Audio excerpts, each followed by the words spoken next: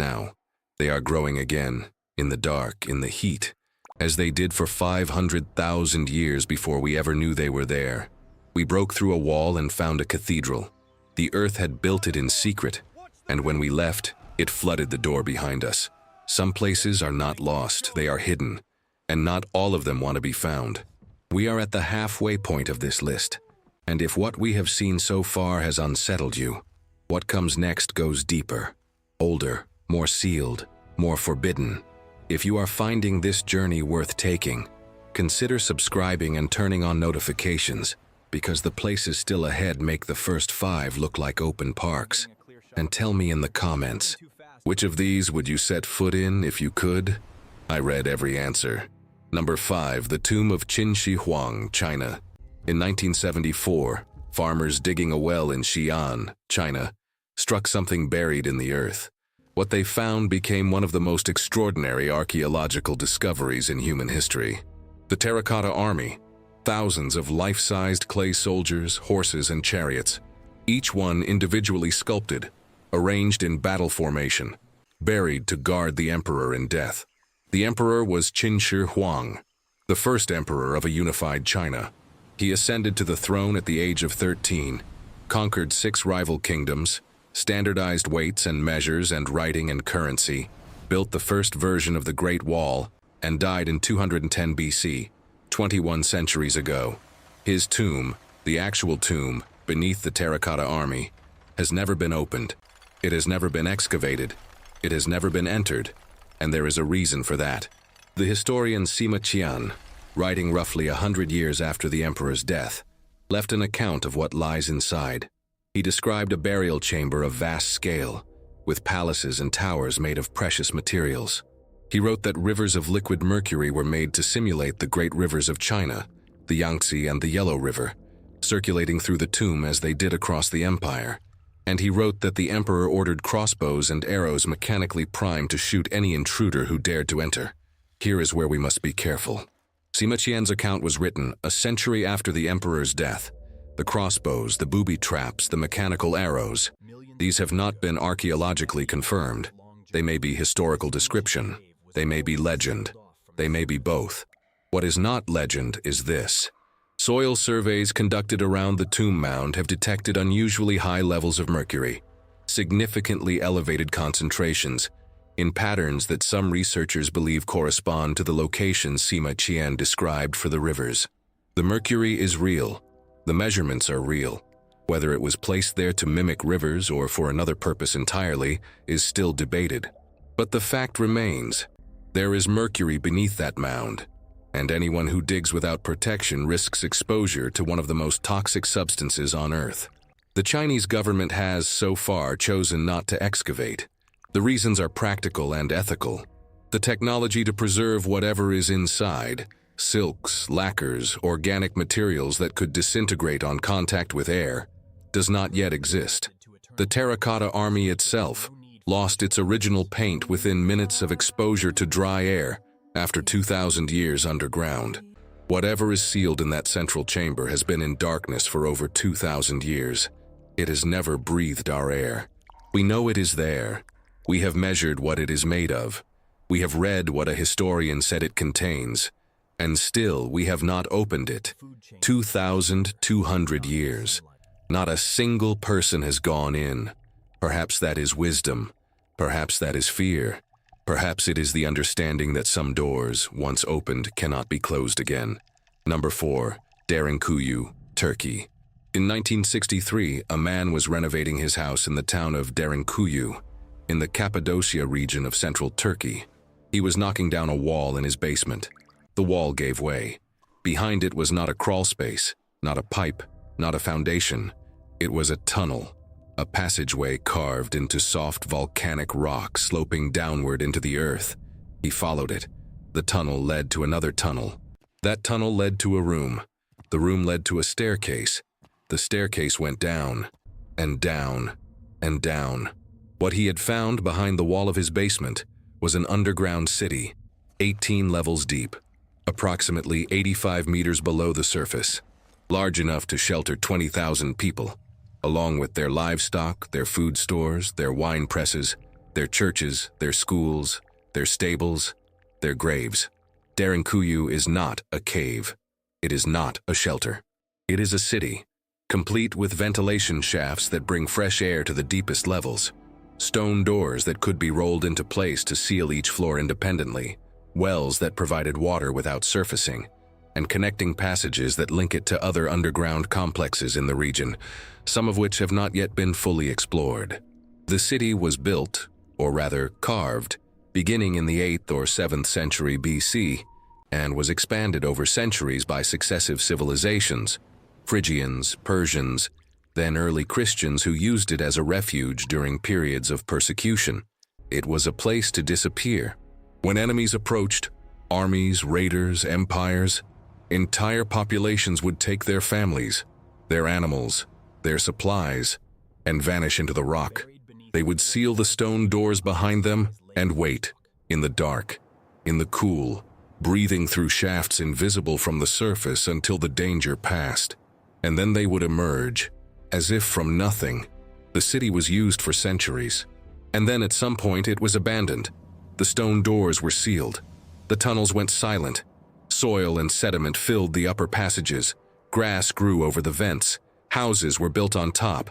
An entire town existed above ground, with people going about their lives completely unaware that beneath their feet, 85 meters down, was a city that had once held 20,000 souls. For hundreds of years, Derinkuyu was lost. Not to war, not to disaster, not to time. It was simply forgotten. The earth swallowed the memory of it, and it took a man with a hammer, knocking down a wall in his basement, to bring it back. Think about that. You could be living above a city right now. You could be sleeping on top of a world that someone carved out of stone 3,000 years ago, and you would never know until the floor gave way. The ground beneath your feet is not solid. It is a ceiling. Number 3, North Sentinel Island, India. In the Bay of Bengal, roughly 50 kilometers west of the Andaman Islands, there is a small, heavily forested island surrounded by coral reef and rough surf. It is called North Sentinel Island, and it is home to the Sentinelese, a hunter-gatherer people who have lived there, isolated for an estimated 30,000 years. They are widely considered the last uncontacted people on Earth. They do not want contact. They never have. The Indian government has made it illegal to approach within 5 nautical miles of the island. This is not to protect the island from outsiders. It is to protect both sides, the Sentinelese from diseases they have no immunity to, and outsiders from the Sentinelese, who have made their position on visitors unmistakably clear. In 2006, 2 fishermen drifted too close to the island and were killed by the Sentinelese. In 2018, an American missionary named John Allen Chow made multiple attempts to land on the island, despite being warned, despite being turned away, despite the law. He reached the beach. He was killed. His body has not been recovered. The Indian government chose not to press charges against the Sentinelese and did not attempt to retrieve the body. What we know about the Sentinelese is almost nothing. We do not know their language. We do not know their population. Estimates range from a few dozen to a few hundred. We do not know their customs, their beliefs, or their history. What we know is that they have been there, alone, since before recorded history, through the rise and fall of every empire in Asia, through the British colonial period, when a naval expedition landed in 1880 and kidnapped 6 of them, 2 adults and 4 children, and brought them to the main island where the adults died of illness within days. The British returned the children with gifts. The Sentinelese remembered. In the centuries since, they have rejected every attempt at contact with escalating hostility, arrows, spears, and absolute refusal. They have seen helicopters, they have seen boats, they have seen cameras and researchers and journalists and missionaries, and their answer has always been the same: leave us alone. We found them. We know they are there. We can see their fires from satellite imagery. We can count their canoes from the air. But we cannot enter. We cannot speak to them. We cannot reach them. And the question is not whether we could force our way in. We could. The question is whether we should. The Sentinelese have made their choice across thousands of years with absolute consistency. They did not want to be found. And perhaps the most respectful thing we can do, the only thing, is to honor that. There is a place on this earth where humanity said no, and the rest of us for once listened. Number 2. Mobile Cave, Romania. In 1986, the Socialist Republic of Romania was looking for a site to build a nuclear power plant. Geological survey teams were drilling boreholes in the ground near Mangalia, a few kilometers from the Black Sea coast, testing whether the ground could support the weight of a reactor. One of those boreholes broke through into something unexpected. A void. A cavity in the limestone, 18 meters below the surface, sealed from the outside world. The drilling team reported the find. A Romanian biologist named Cristian Lascu was the first to go down. When he descended into the cave, he became the first vertebrate to enter it in 5.5 million years. Let that sink in. 5.5 million years. That is older than the human species. When our ancestors were still walking on all fours, this cave was already sealed. The air inside Mobile Cave is unlike the air above. It is rich in hydrogen sulfide and carbon dioxide. The oxygen level is roughly half of what we breathe on the surface. It is, to a human, toxic. You cannot breathe it for long. You cannot stay without equipment. And yet, inside that air, in that darkness, in that chemical atmosphere that should kill everything, there is life. 48 species have been identified in Mobile Cave. Insects, spiders, centipedes, crustaceans, worms, leeches. They are not variants of surface species. They are unique, found nowhere else on the planet. They have evolved in complete isolation, in total darkness, for over 5 million years. They have no eyes. They have lost the ability to see, not because they went blind, but because in a world without light, vision is a waste of energy.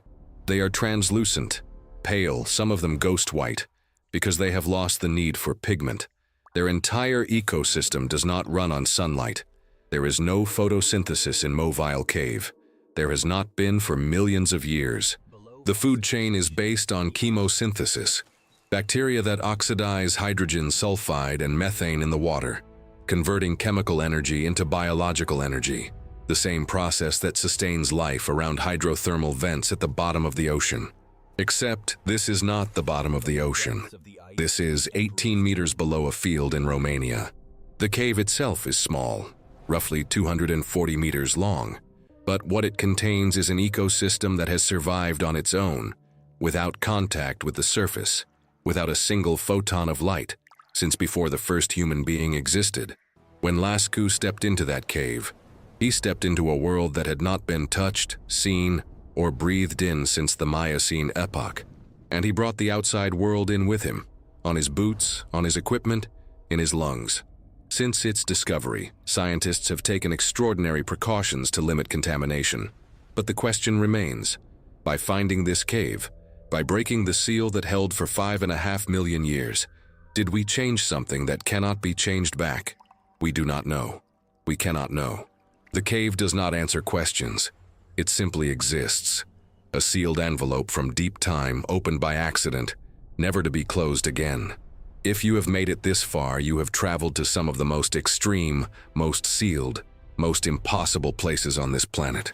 But the number 1 on this list is different. It was not found by a man with a hammer or a biologist with a rope. It was found by drilling through 4 kilometers of the oldest, coldest ice on Earth. And what was underneath may be the most isolated, most ancient, and most fragile ecosystem that has ever existed. If the button below is not red yet, now would be the time to fix that. And tell me in the comments, which place on this list has shaken you the most so far? I read them all. Number 1. Lake Vostok, Antarctica. At the bottom of the world there is a research station. It is called Vostok Station, and it was established by the Soviet Union in 1957. On the East Antarctic ice sheet, the largest, thickest, most ancient body of ice on the planet. It is the coldest place on Earth where human beings have ever lived. In July 1983, Vostok Station recorded a temperature of minus 89.2 degrees Celsius. That is the lowest naturally occurring temperature ever measured on the surface of the Earth. At that temperature, steel shatters, rubber freezes solid, exposed skin freezes in seconds. The air is so cold it does not feel cold. It feels like a wall. And beneath this station, beneath 4,000 meters of ice, Ice that has been accumulating for hundreds of thousands of years, layer upon layer, compressing under its own weight. There is a lake, not a frozen lake, a lake of liquid water. Lake Vostok is the largest of Antarctica's subglacial lakes. It covers an area of approximately 12,500 square kilometers, roughly the size of Lake Ontario. It is up to 900 meters deep. It holds an estimated 5,000 to 65,000 cubic kilometers of water, enough to fill the Grand Canyon and overflow it. And it has been sealed beneath the ice in complete darkness, isolated from the atmosphere and from the surface world for approximately 15 million years. Some estimates suggest the isolation could be even longer, up to 25 million years. What is certain is this: when the first human ancestors were still swinging from trees, Lake Vostok was already there, under the ice, in the dark, untouched. It was discovered not by drilling into it, but by detecting it from above. In the 1990s, scientists using ice-penetrating radar noticed a vast, flat region beneath the ice sheet, a reflection so smooth and so uniform that it could only mean one thing: water. Liquid water trapped between the ice above and the bedrock below, kept from freezing by geothermal heat rising from the Earth's interior. The discovery was staggering. A lake sealed for millions of years in the coldest place on the planet. And the question was immediate and unavoidable: is there life in it? If life could survive beneath 4 kilometers of ice in total darkness, in water that has had no contact with the surface for 15 million years, then life is more resilient, more adaptable, more tenacious than we have ever imagined. And if life can survive there, it can survive in the ice-covered oceans of Jupiter's moon Europa or Saturn's moon Enceladus. It was not just a lake. It was an analog for extraterrestrial life, sitting beneath the coldest ice on Earth. In February 2012, a team of Russian scientists completed a drilling project that had taken more than 20 years. They drilled through 3,768 meters of ice, over 3.5 kilometers, and broke through into the lake itself. The water surged up the borehole. They did not lower instruments into the lake immediately. They allowed the water to freeze in the borehole, creating a plug, and returned the following season to sample it. When they analyzed the water, they found traces of life, genetic material that did not match any known sequences in global databases. Whether those results represent indigenous life from the lake or contamination from the drilling process has been a matter of intense scientific debate. Some findings have been called into question. The research is ongoing, but the possibility remains. There may be organisms in Lake Vostok that have been living in that water, in that darkness for millions of years, evolving on a path entirely separate from every other living thing on this planet. The drilling was not without controversy. Scientists from multiple nations raised an urgent concern. By breaching the seal, by breaking through the ice and potentially introducing surface microbes into the lake, we may have contaminated an ecosystem that has been untouched for 15 million years. Once contaminated, it cannot be uncontaminated. The damage, if it occurred, is permanent. The team took precautions. The borehole was filled with a special fluid to prevent collapse, and the pressure of the lake water was expected to push upward, preventing the drilling fluid from entering the lake. But no precaution is perfect, and the debate about whether we should have drilled at all continues to this day. We found a lake that was sealed before our species existed. We drilled through 4 kilometers of ice to reach it, and in doing so, we may have opened a door that cannot be closed. This is what we do. We dig, we drill, we break through walls. We find the places that the earth hid from us, and we enter them, and we change them, and we cannot change them back. Lake Vostok is the deepest, oldest, most sealed place we have ever found on this planet. It was not supposed to be found. We found it anyway. 10 places, 10 sealed worlds, a cave that held its own ecosystem for 5.5 million years, a tomb sealed with mercury for 2,000, an underground city forgotten beneath a basement wall, a lake buried under 4 kilometers of ice since before we existed. We did not stumble into these places by destiny. We dug, we drilled. We broke through walls, floors, ice, rock, and time. And in every case, the question we should have been asking was not what is in there, but whether we were supposed to be looking. The planet kept these places hidden for a reason, not because they are sacred, not because they are cursed, but because some things once opened cannot be closed. Some ecosystems once touched cannot be restored. Some secrets once uncovered change the person who found them more than the place that was found. The Earth is not our home in the way we like to think it is. It is a structure we live on the surface of, and beneath that surface, beneath the ice, the rock, the soil, the sea, there are chambers and lakes and caves and cities that have been waiting far longer than we have been searching. Which one terrified you the most? Which one would you enter if you could? Tell me in the comments. I read them all. Subscribe, turn on notifications, and stay with this channel, because the next video takes you somewhere even more impossible than the places you just saw. The planet has more secrets. We have more drills. And the next door we open may be the one we were never meant to find.